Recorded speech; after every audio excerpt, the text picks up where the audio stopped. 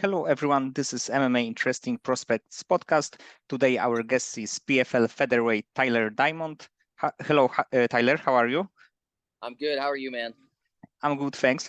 Tyler, you are after your fight against Kabulaev in PFL, and you had a really good first round until the last few seconds. And please tell me Yeah. about your thoughts about this fight and this opponent. So I got to be honest, I haven't told anybody, but I actually separated my shoulder 6 days for that fight. So I didn't really have much use of my left arm. But considering, I mean, I was, I'm not satisfied with the fight necessarily. I feel like I didn't really get to fight. I didn't really get to show anything, but it is what it is. I mean, I was severely injured and I kind of went in there with supreme confidence still that I could get the job done, but I didn't. And it just is what it is. And I think that the first round was quite close one. So it's always good to have this kind of round against this kind of opponent who is undefeated. Yeah, and I thought I could have 3 rounds like that against him, honestly, But hey, it's the fight game. Anything can happen in there. You never know. And please tell me about your future in PFL. Do you plan to stay there in the next season, or you maybe will be fighting in other I, promotion? I would like to stay there, to be honest. But it's kind of up to them, I mean, they cut me in 2022, kind of randomly. So I'm not sure what their plans are, but I would love to fight for them again. I'd love to fight Mobley again. Being 100% healthy. I'd love to fight Brendan again. I'd love to fight a lot of those guys who I haven't fought yet. I mean, they're all great matchups in my opinion. And I think that you have a little bit bad luck because you fought against two great fighters, the Brandon Loughnane and Both Kabulaev. champs. So yes, Yeah, yes. and against Brendan, I went into that fight with a broken face. I had surgery on my face 4 weeks earlier for a cracked zygomatic arch, and then I fought Mobley with a separated shoulder. So I'd like to get one of these high level fights healthy. That'd be really nice. And who do you think will win the featherweight tournament? Because we have semifinals booked right now. So do you think that Kabulaev will win the whole tournament? Yeah, I'm confident he'll win. He's got a lot of experience, and he's just super good, man. And is there a fighter in PFL that you would like to face? Let's say that you have one more fight this year in PFL.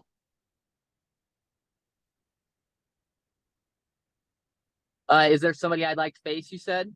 Yes, in PFL in this year. Well, yeah. So it'd have to be somebody who's not the tournament, I suppose. So I think Chris Wade would be a great fight. He's super tough, super durable. Up until this year, he's always found a way of getting in the tournament. He just barely didn't get in this year, right? So I think that'd be a great matchup. I would say Kudo, but he lost to Chris Wade. So I don't know. I mean, you know what? Beggars can't be choosers in in my situation. I'm coming off two toughest guys, man. I want the best fights, and I think Chris Wade is probably the toughest guy outside the playoffs. So that'd be an awesome fight.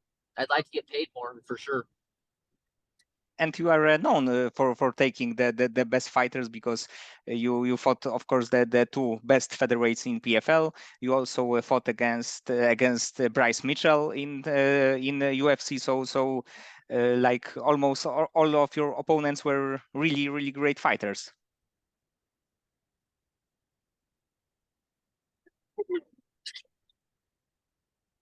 Yeah, only tough fights for me. I don't take easy fights. They just don't excite me.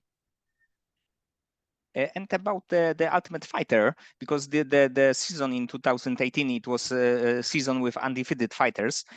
Please tell me about the overall experience in the house, and do you have any connection with any of the fighters from this season?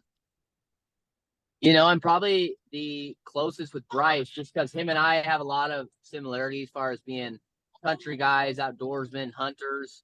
But everyone on the show is cool. I I probably connected the most with Bryce, which kind of made fighting him a little awkward, to be honest. And please tell me about your beginnings overall in the combat sports. How did your journey with combat sports starts? So I mean, I started wrestling as a kid, and then naturally in high school I was wrestling, and we had some guys who were older than me, some local fighters who were training, and they needed more training partners, and they came to the wrestling room and they're like, "Hey, dude, you're super tough. We would love if you came in and trained with us." So I would come in and just wrestle with them, and then slowly I start transitioning to boxing and jujitsu and everything else, and I really enjoyed doing it. It was a great way to get a break from wrestling, right? So just kind of one thing led to another. Then 2 weeks after I graduated high school, I took my first amateur fight, and I kind of knew that that's something that I wanted to do. And we can see your wrestling in your fights, that it's one of the best weapons of your tools. But of course, you right now are overall great MMA fighter. So it's good that from the wrestler you become a like overall great fighter. Yes. 1 second. I'm getting backed up. I'm backing up a trailer right now. Okay. Yeah, I love wrestling. Wrestling was like my first love, right? But I haven't gotten to showcase my wrestling much in my last fights. I mean, my first 2 fights PFL, I was told that I needed to fight exciting to stay with them. And then my last fight, I planned on wrestling more with Mobley, but man, it just didn't get to happen, unfortunately. And where do you currently train? So when I'm in fight camp, I train full time at Team Alpha Mill. But like in the off season, like right now, I just train here in my hometown with a couple tough guys. And yeah, but when it's game time, I'm 12 weeks out for a fight. I got to be down there with the best, training with the best. And Alpha Male, it's the best training camp for like bantamweights, flyweights, featherweights from the guys from the lower weight classes Yeah, for many years. it really is, and the great thing about Team Alpha Male too is we have so many guys that know that come that are my size that visit, and they're so tough. I mean, we had two twins from Chechnya that were such good grapplers. It was great for this camp. I don't even know their names though. Like they couldn't speak English hardly. Like we had this funny connection, like we really liked each other. We liked training with one another, but we couldn't really communicate that well. But they were super tough. They helped me out a lot this camp. And in next week, the Josh Emmett will be fighting in the UFC main event. So it's always Yep, also one of the main stars of the Alpha Male right now. correct. Emmett was one of my main sparring partners this camp, so that was really great. And he was really close to the winning the interim featherweight title and fighting in July against Volkanovski. So it would be also a great thing. Yep, I wish that would have worked out for him, but like I said earlier, it's the fight game. You never know what can happen. And please tell me about your future in MMA. Do you see yourself in the UFC once again? Yeah, I would say yes, but I say no because so right now I'm coming off 2 losses, and really the only way to get back to the UFC is if I fought locally, like for a smaller show and won. If I was coming off a win, and honestly, I'm just not willing to do that at this point in my life. Like you can see, I got this little baby, I got a second little baby over there. I got my meal prep company that I run full time, and I got a lot of crap going on to put my family and everything on the back burner to prepare for a local fight to get a win, So for me, I'd love to stay in PFL and just keep building there because the UFC isn't the end all be all for me. And PFL also can give you a chance to win $1 million. So it's Yeah, also I get paid really well there. I like it. I have no complaints. And do you ever consider changing weight classes? Either No, to the never. I'm just a little bit too big for 35. I am a little small for 45. I mean, really, if there was a 140-pound weight class, that'd be perfect for me. But yeah, the juice just isn't worth the squeeze, because if I go down to 35 too, there's no more PFL for me, right? So I'm very satisfied at 45. I don't, like I don't feel overpowered. I feel great there. Do you have a fighter, let's say in the dream fight scenario, that the fighter that you would like to face? Yeah, it would be next year in the finals for the playoffs, PFL. So whether it's Mo Bleed, whether it's Bubba or Brendan, shoot, could be Chris Wade. I mean, that guy's tough too. Or it could be a newcomer. These new guys that PFL signed are freaking good, man. They're tough. You never know what will happen. So that's my dream fight. Get to that $1 million. Get to have the opportunity to fight for that. And by the opportunity, I mean getting signed next year, having 2 regular season fights, and earning that chance. That'd be awesome. I thought maybe you against Shane Burgos. He, of course, fought in the lightweight tournament in this year, but maybe he will be down to the featherweight division. It would be a great fight, you and him. That would be great. Yeah, if he was willing to drop down again, that would be fantastic. Especially that he's one of the most exciting fighters in all of MMA. So it's also quite a good challenge. Correct. No, he's awesome. He's very talented. That'd be awesome. I would love that opportunity. Do you have a fighter who is a kind of inspiration for you? Yeah, I mean, aside from Uriah Faber, who I'm in the room with every day, who's inspirational. George St. Pierre has always been pretty inspirational to me. Like him and I share a lot of the same philosophies on fighting, and I love that guy. I'd love to meet him. And Uriah Faber was also a world champion, and he really promoted the lower weight classes. He's a legend. Maybe he didn't win a UFC title, but he should be in a Hall of Fame because he done so many things for MMA. Yeah, absolutely. No, he's awesome. He's a pioneer of MMA, and he could have been a world champion. Definitely good enough too. It's just it's fighting. Things happen. It is what it is. He's a pioneer nonetheless. And what do you think about state of the featherweight division in the UFC? Do you think that Yair Rodriguez will be able to defeat Volkanovski for the title? I think he's got a damn good chance. His style is. Whoa, sorry, it was her. His style, man, is really good. I gotta do something. This daughter of mine is crazy. She's honking horns. So Yair definitely has a chance, man. He's got a style that is super tough for anybody. I mean, super tricky, right? And he's long, he's lengthy, he's super fast. So I would say he has a way better chance than Holloway. I mean, Holloway's proved that 3 times. Here, can you take her, please? Now I'm getting sprayed by this kid. Hey, you are surrounded by the kids. Uh-oh, I can't hear you. And now? Okay, sorry, I hit the microphone on accident. No problem.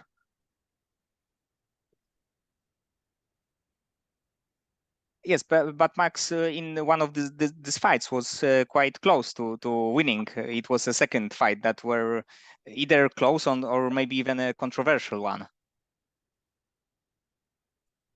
Yeah, no, Max is fucking good, man. But him and Volk, they've fought 3 times now, and I mean, I don't know what Max can do to get over that hump.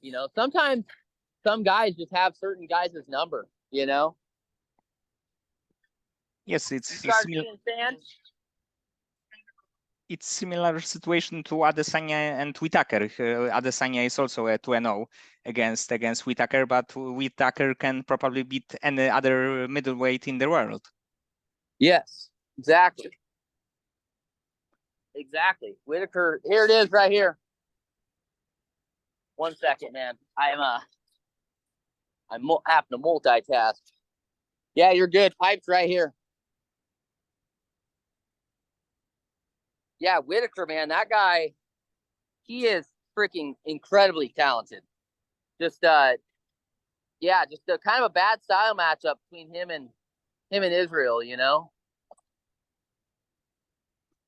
Because I would say that that Whitaker is probably more talented than Jan Blachowicz, you know, but Jan beats Israel and Israel beats Whitaker, you know. It's just styles make fights in MMA, man. It's really, that's what makes it incredible too. And going back to your career, when will you know that you made it as far as MMA? Do you think that when you win a PFL tournament and this $1 million, you will be like know that you made everything that you would like to do in your career? Right here.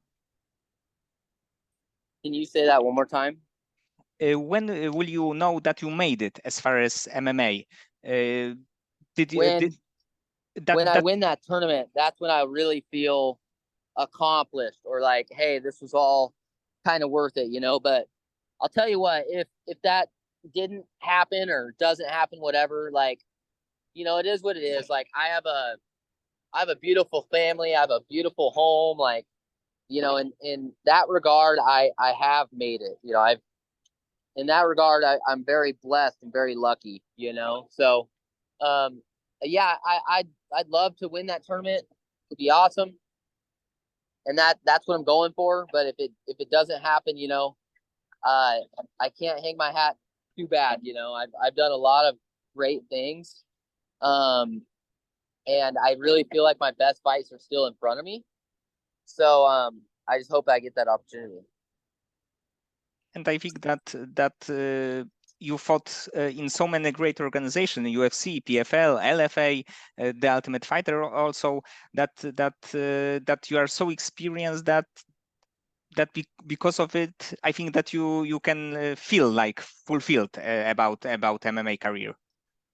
Yeah, yeah, exactly. Even if my career ended right now, I'd be somewhat happy about it. You know, I mean, right now I'm in probably the 1% club, you know, as far as 1% make it to this level. But I want to get to the 0.01% club, right? That's the Mowglis, the Brendans, as far as the money that you make, you know. And you know, people have seen me fight those guys, 2 fights between those two, and you know, I think that with some adjustments, a healthy fight camp, I can beat them. You know, I firmly believe that. And let's say that there is a moment after the fight that you can't really train. What do you like to do then when you have a free time? Yeah, I love to work on my house, which I'm currently doing right now, right? Trying to turn this camera. I'm digging a sprinkler line, or having a guy do it right here. So I love working on my place. I love going and hunting, going to get my own meat for my family. And that's it, man. And just hanging out with my family as much as I can. Because when I'm fight camp, like I just was, I don't get to hang out with them that much. Yes, when you are in Sacramento for 3 months, it's probably it's also a hard time for you. Yeah, it's tough. I mean, luckily I can commute there, but it's still an hour and a half drive from Paradise, where I live, to there. You know, so I'm in the car 3 hours a day, commuting back and forth every day there. You know, to make this dream a reality, and just the sacrifice of the fight game. You know. And do you have a dreams like the bucket list, that the things that you would like to do? You know, not necessarily. I feel pretty good. I mean, just there's more experiences I want to experience, I guess, you know. But as far as like dreams, accomplishments, aside from winning the million at PFL, not really, to be honest. I feel good. I feel good right now. I just want more experiences in life, I suppose. So the $1 million will definitely give you a chance to experience more Oh things. man, that would be such a big game changer for me, you know. And because I would make that money, I'd make that money work for me. You know, I mean, a lot of guys blow their money, but I'm pretty savvy when it comes to that stuff. So I'd love the opportunity, because I'll tell you what, I take that million and I turn into 2 million pretty quick. And then from there I turn into 4 and 8, and I just keep going. And let's say that you are in training camp, and you know that you will be facing a tough opponent. How do you deal with the stress in that training camp? That's a great question. The toughest thing about fight camp is all of the little battles that you have to deal with while you're in camp to even get to the fight. The fighting part is easy. It's getting to the fight that's super tough. So, I just always tell myself, hey, tough things don't last. Tough people do, right? That's true. And just I've gone through so many hard things before in my life. It is what it is, right? And it's just everything passes, and tough times will pass. And luckily I haven't had to deal with crazy adversity as of lately, But yeah, man, you just got to know that the sun will shine on another day if you're going through hard times, and you just got to get to the fight, man. It's tough. It's really tough. So Tyler, many thanks for this conversation. I hope that we can see you in PFL next year, and you will be in the final, fighting against maybe some new opponent, maybe Lockheim, maybe Kabulaev, maybe one of this like old guard in PFL.